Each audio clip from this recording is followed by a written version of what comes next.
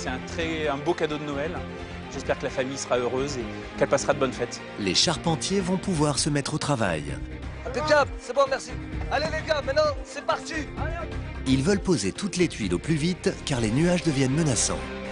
Un exploit qui impressionne Marc-Emmanuel. Eh Roberto, travail de pro là. On est parti pour 40 ans. Pour 40 ans là. Ah là oui, tranquille. Merci les charpentiers, merci les frangins. On dit qu'il n'y a pas plus heureux qu'un charpentier qu'un couvreur sur son toit, c'est pas vrai? Exactement.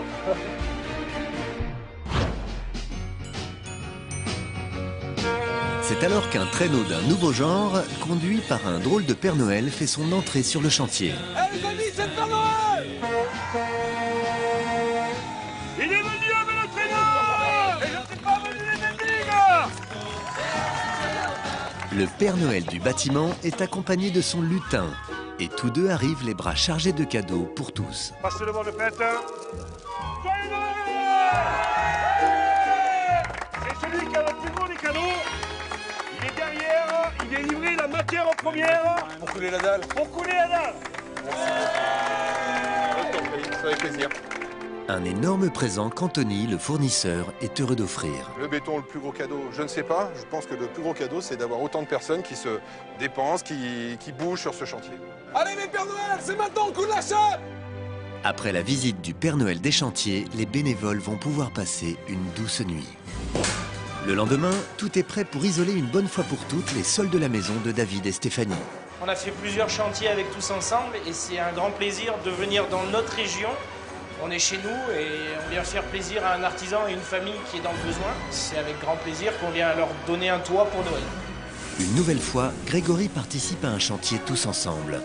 Il offre une chape en mousse polyuréthane projetée. Ce tapis de neige magique gonfle, durcit et une fois poncé, offre la meilleure des couvertures isolantes. On sera prêt à recevoir le plancher chauffant et vous pourrez continuer le chantier dès demain, voire même dès ce soir si vous voulez. Et le soir même, les plombiers installent le chauffage au sol.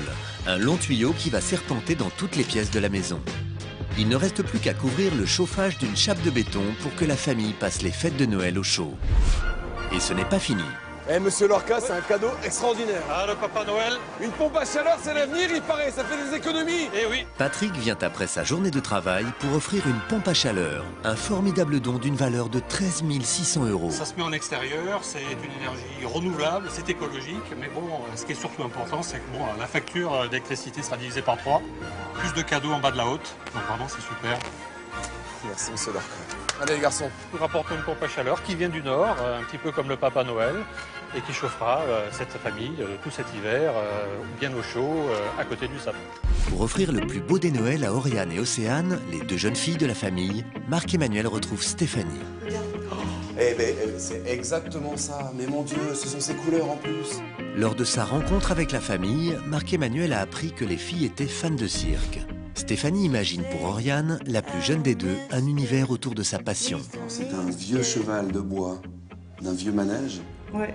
Mais c'est extraordinaire.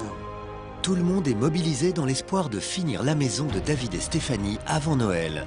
Depuis son accident du travail, David, qui était électricien, est un père meurtri, incapable de mettre sa famille à l'abri. On a eu des jours où il a fait vraiment très froid. Et là, c'est très très dur en fait. Mais alors que le chantier avance bien... Oh là! Marquette, tu peux descendre, on a un souci en bas! Où? En bas, vers l'escalier! Qu'est-ce que c'est exposer ça comme ça? On a une marche de 30 cm. Avec la chape? Ouais, regarde. La dernière marche est trop haute. 30 cm, c'est dangereux quand on sait qu'une marche standard mesure entre 16 et 20 cm maximum. Non mais alors dans ce cas-là, pourquoi on décape pas un moment la dalle pour réduire la hauteur de la dernière marche? Il faut creuser dans la chape pour créer une marche supplémentaire. Pour David le plombier, ça pose un sérieux problème. Il est catastrophé car sous la dalle se trouvent des tubes de chauffage qui sont incrustés dans le béton. Là, tu me perces un tuyau, on est mort. On n'a plus de chauffage. Si l'un des tubes est touché alors que l'on creuse la nouvelle marche, c'est tout le système de chauffage qu'il faudra remplacer. Si on va quand même pas changer tous les escaliers, parce qu'il nous manque 20 cm pour passer. C'est un désastre. Marc-Emmanuel ne peut pas se permettre de se retrouver sans chauffage à la veille de Noël. C'est pas possible. Dans un instant, vous découvrirez comment l'ingéniosité des bénévoles permettra de résoudre cet épineux problème. Je pense que c'est jouable. C'est quoi en fait? C'est de la mousse? Mais cela sera-t-il suffisant pour offrir à la famille sa nouvelle maison avant Noël ?